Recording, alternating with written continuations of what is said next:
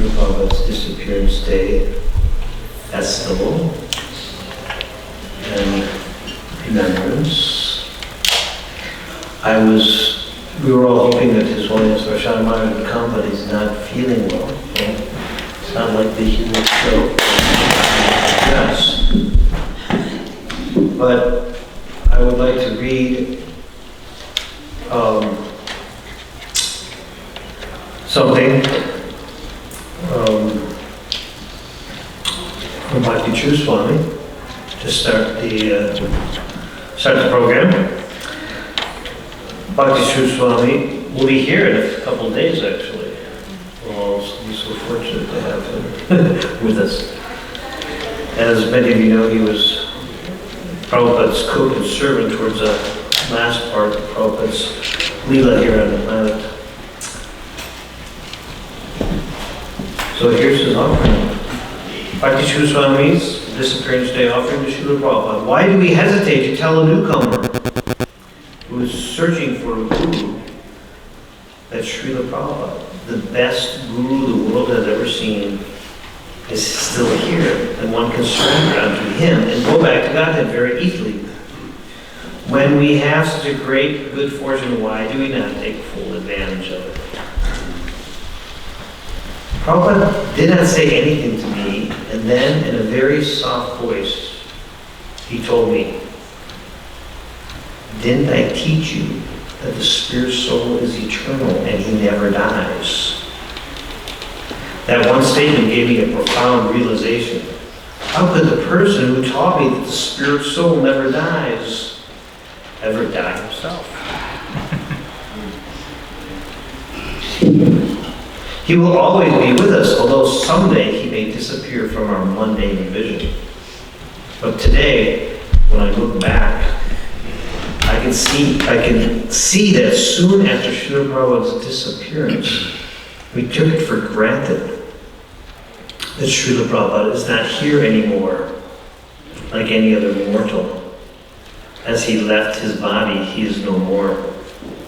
I very strongly feel that this is the greatest mistake we have ever made. And as a result, ISKCON today is in such a critical condition. Now that we assembled here to celebrate Srila Prabhupada's disappearance pastime, once and for all, let us recognize that Srila Prabhupada has not gone away. Rather, he has simply disappeared from our vision. Although we are not able to see him anymore with our mundane vision, he is very much there, watching us from the spiritual sky. Prabhu, can you turn on the volume? It's way too loud. He will always be there to guide us, provided we remain fixed up at his lotus feet. He will reward us when we please him, and he will chastise us if we make a mistake. It is due to the mistake of considering that Srila Prabhupada is gone that we are facing all these difficulties. During his last days on this planet, Srila Prabhupada told his leading disciples many times, "Just maintain what I have given you." At that time, we thought it would be such an easy thing to do. However, today we can see how miserably we failed to fulfill that instruction. Srila Prabhupada's greatest asset was his devotees, and that asset we started to lose first.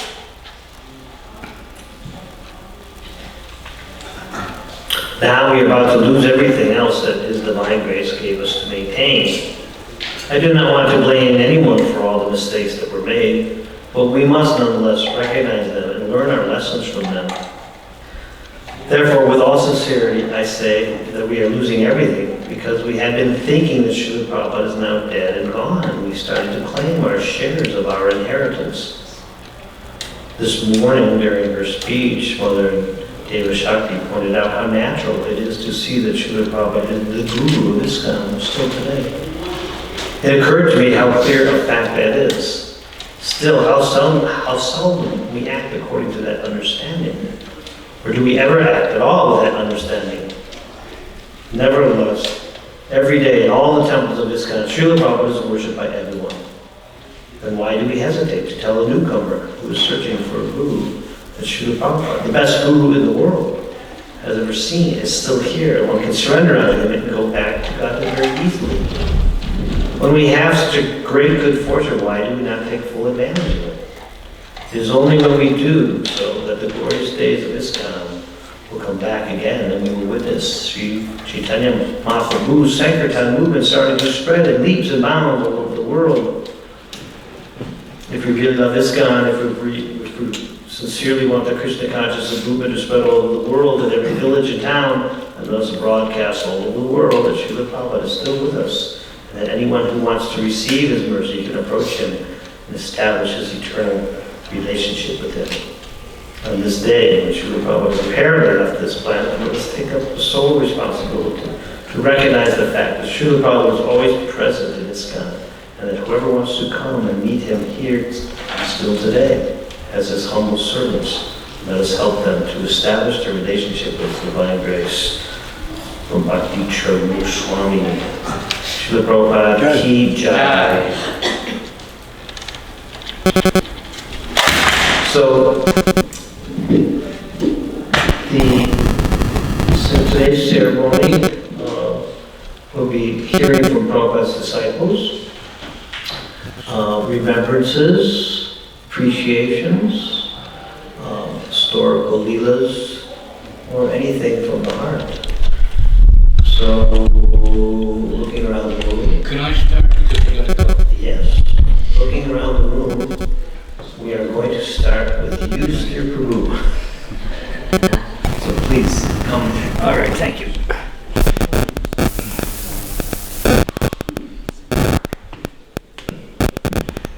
All glories to Prabhupada. On his disappearance day, guess what? I didn't know this was his disappearance. Somehow I spaced it out. I just happened to stop here and I got my work clothes on. Forgive me. But somehow Krishna in my heart brought me here. So, I asked to be first because I'm duck sitting today. We have this baby duck that wandered in and it's real attached to us now and it's in the truck, and so if you would just pardon me for trying to be first, I don't generally do that, but today I'd like to bring you back in time to when Prabhupada left his body. I had left New Vrindaban and I was on a farm up in New York State, and in the 76 I had written a letter to Prabhupada, accompanied by about 150 pictures that I had taken of my place, and I had asked Prabhupada for authorization for the farm, because I had, went there for the Buffalo Temple, but they closed it down, and I was there left on the farm, and so I was asking Prabhupada for authorization. Anyway, he wrote back and said, I thank you for your 5-page letter, okay? I said, and I saw your pictures, your farm appears very nice. And as far as authorization goes, he said, just ask Kirtan, Nanda, and Kaladri, whatever they say, I agree. My heart went to my shoes when I did that one. But his final word to me in that letter, and his final word to me in his life, was, please cooperate with New Vrindaban. So that was the only direct instruction that he ever actually gave me, so I have taken that to heart. I'm here today because of those words. But I just wanted to just relate to you very quickly. The time just before leaving his body, he had said repeatedly, one of his statements was, if I am ever well enough to travel again, I'm going to go to Gita Nagari, and I'm going to show you how to live on the land, okay? So I was waiting for that moment, more than you will ever know, because I was there, Kamalvati was with me at the time. We were struggling beyond anybody's understanding. We had no money. I had a big team of Belgian draft horses. I was farming with horses and my team of oxen. And I had taken on 35 two-year-old cows from local farmers. And I was summering and wintering these cows. And I was growing all the hay and all the grains for these cows by myself on our land with the horses and the oxen, no tractors. All the equipment was horse-drawn. Yeah, it took me all summer to put the hay in. It was snowing when I brought in my last load of hay. It was beyond belief. Kamavati left me that year. She had had enough. I never blamed her for this. I was definitely heartbroken by it, but my whole world fell apart, and then Prabhupada left his body. Everything went to pieces in my life. I thought that it was all over for me. I thought my spiritual life was dead forever, and I wanted to die. Prabhupada didn't come. But you know, I'll tell you the truth. I never shed a tear when he left this world, and I'll tell you why. I was out there on that farm because I was thoroughly disgusted with the deviations that had taken place here in Vrindaban. And I was painfully aware of Prabhupada's suffering condition with his disciples that failed to understand his mission. And so when he left this world, you know what I said? I said, thank you, Krishna. Thanks for ending his suffering here. I was broken-hearted beyond belief, but I was happy that Prabhupada was now released. That's my feeling to this very day. And as far as Prabhupada being gone, no, he certainly is not gone. After Kamavati left, I came back to the farm and tried to maintain it, but it was impossible for me to do. I was there by myself, and it happened that this car crashed in my yard one night, and it was this neighbor that had this girl in the car, and he was a married man. I saved him out of this wreck, and it turned out that the neighbor girl was done with his, infidelity. So she came to me. I was there alone on the farm. I was just by myself, bewildered and not knowing what to do. She came. She was not a devotee, but she became a devotee. She never met Srila Prabhupada. He was already gone. But guess what? She loves Srila Prabhupada. He didn't have to be here in person. No. She is a wonderful lover of Srila Prabhupada to this day, leaving me in the dust spiritually. I got to tell you the truth. She is an exalted personality dropped in from the higher planets for sure. Because what? She put up with me for 45 years or however long it's been. It's ridiculous. But Prabhupada is here. He has his mission still yet unfulfilled to create these wonderful farm communities. So I implore all of you to take this mission to heart. Let us bring Prabhupada's mission into fruition, and all glories to his divine grace. Hare Krishna. Hare Krishna.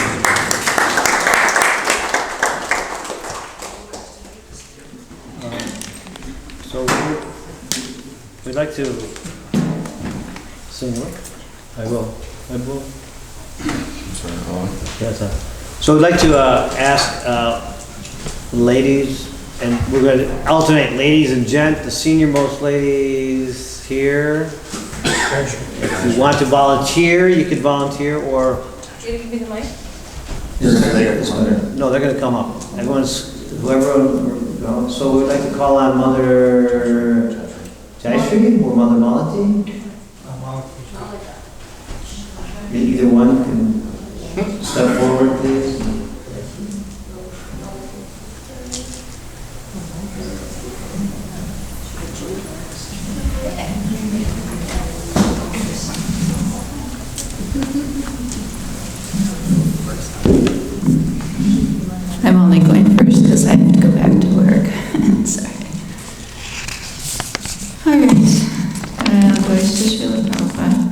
It's not our favorite day. We were always thinking Prabhupada would live forever. I was looking at some of the prayers, Bhaktivinoda Thakur, Narottam Das Thakur, and Srila Prabhupada also. And the thing the thread that runs through all of them is that great humility of these great personalities. Bhaktivinoda Thakur, so many of his prayers. O He Vaishnava Thakur, O Venerable Vaishnava Thakur, O Ocean of Mercy, be merciful unto this servant of yours, and purify me with the shade of your lotus feet. Your feet I humbly hold. The whole Saranagati is just perfect verses of someone with a real, actual, humble heart. And like Narottam Das Thakur's prayer to the departed Vaishnavas. He had gone through so much, and he had gone to Vrindaban, and these great souls were gone. And he wrote this beautiful prayer with great lamentation that he missed the opportunity to have the service of these wonderful souls. And then Srila Prabhupada, here he is, he's coming to America. I mean, Srila Prabhupada is so simple and so humble, and he goes through so much trouble at such an old age to come here. And he gets to the Boston Harbor, and it's like, okay, Krishna. My dear Lord Krishna, you are so kind upon this useless soul, but I do not know why you have brought me here. Now you can do whatever you like with me. But I guess you have some business here, otherwise why would you bring me to this terrible place? It's like, terrible place. And here, in our conditioned state, it's like, yeah, let me get to America. Gotta get my visa, our people are just doing all kinds of things to come here. And Prabhupada gets here and he goes, okay, Krishna, you brought me to this terrible place.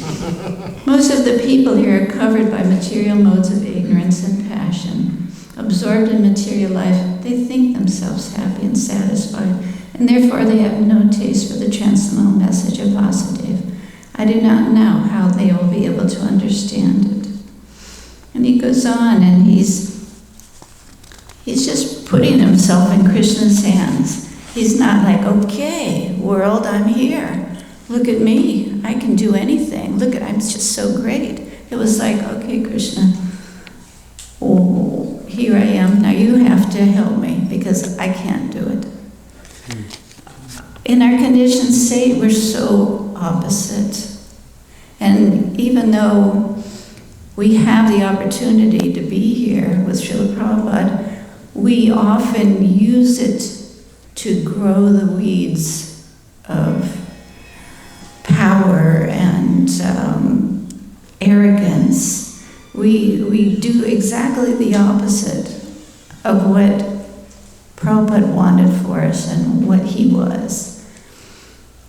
The class this morning was really good because it reminds us of who we are.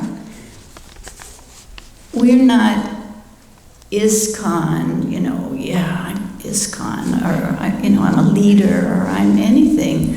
We have Prabhupada's footprints. Founder Acharya means that Prabhupada came with nothing, and he laid a foundation that we're following. It's not that we set it up. It's not that we know all this. Prabhupada gave us all this. And unfortunately, we forget Prabhupada's position. He is the one who knew all these scriptures, knew all these pure devotees, knew all these teachings, knew how to do it all, and put it in a package so the world could follow. The great souls that are following Prabhupada's footprints are doing amazing. I get amazed by some of the devotees. I'm just what they're doing and who they are and how they speak and what they know and how pure they are. And it's like, I know that Krishna just let me in the back door. I know that Prabhupada literally let me in the back door of the temple. But, you know, if at any point in time we think that anybody in our movement should be in front of Srila Prabhupada, or if we forget to put Prabhupada's name, Prabhupada's palace of gold. It's not the palace of gold, so here we are, we want to make money from you. It's Prabhupada's palace of gold. This is ISKCON. Prabhupada's the founder and Acharya of the Hare Krishna movement. And his name should be everywhere, and his picture should be everywhere. Not one brochure, nothing should go out of here without the name Founder Acharya A.C. Bhaktivedanta Swami. And nothing should not say ISKCON on it. This is what Prabhupada gave us. We're never going to step over Srila Prabhupada, or we're going to finish. What happened to the Gaudiya Math? The greatest, huge, great society Bhaktisiddhanta set up. What happened to it? It fell apart because people didn't follow right. And we have to be careful to not get too big for our britches. So, anyway, Srila Prabhupada's humility is what we should follow. Prabhupada's footprints and teachings and desire for us and ISKCON is what we should follow. And whoever's going to be a leader, all of us are leaders. I mean, that's just... Lord Chaitanya said everyone become a spiritual master, and that's who we are. We're following the teachings and we're giving it however, whenever we can. So, Prabhupada's Disappearance Day is a day to be happy and a day to be sad. A day that Prabhupada joined Krishna on one level, but sad because he left us and all of the great things that he would have done, left with him, although he's empowering so many people.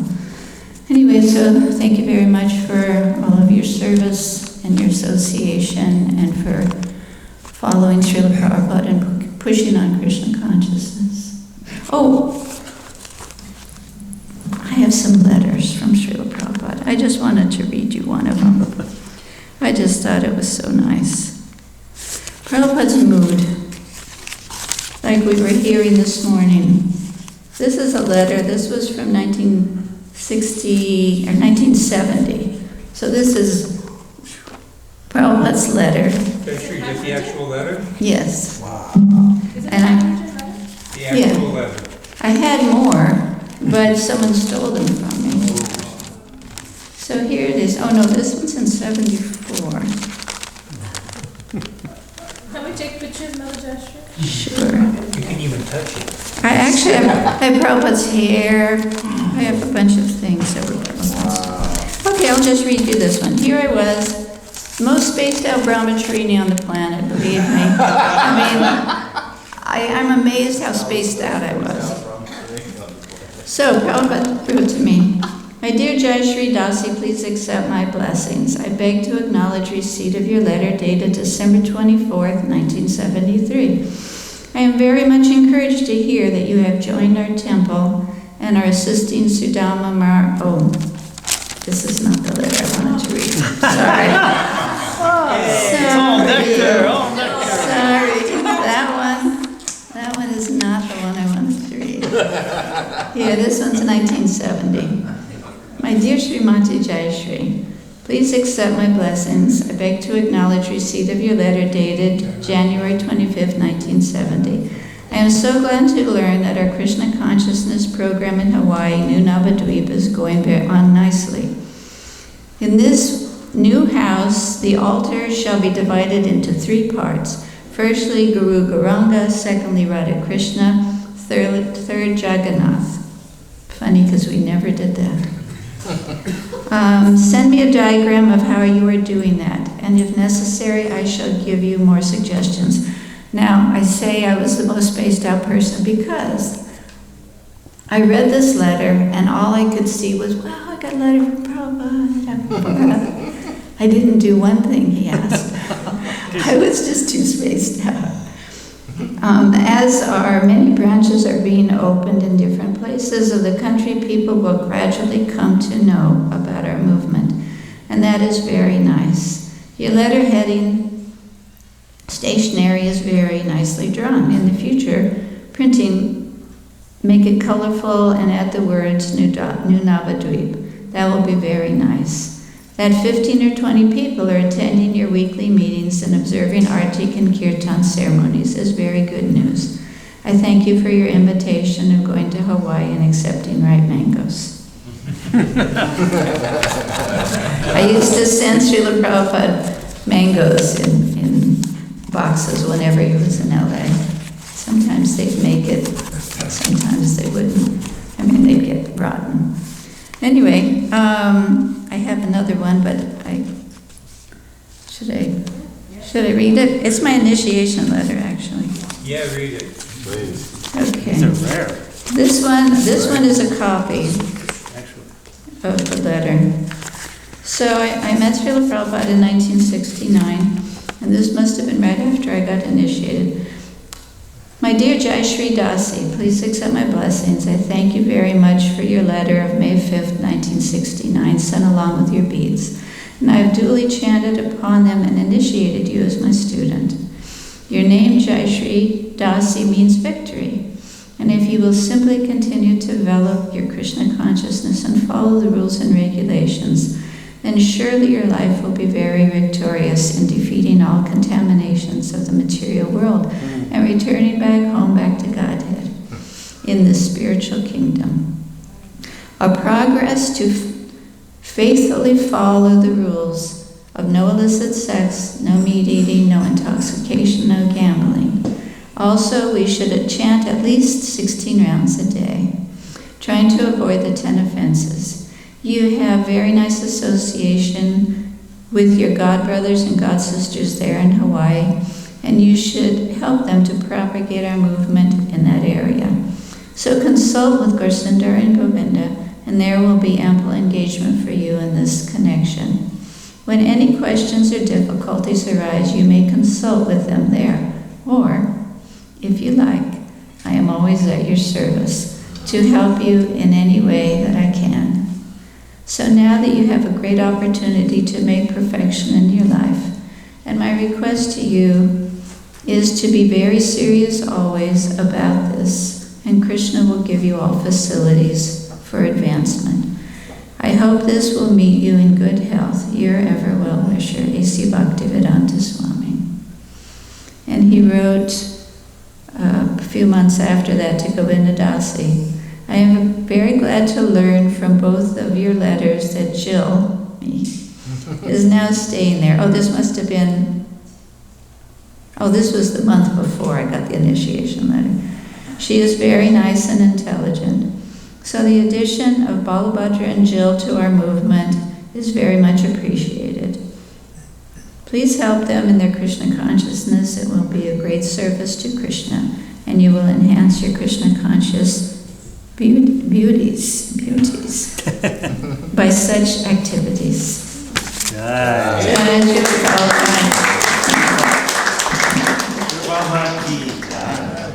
Next person has many pastimes. He's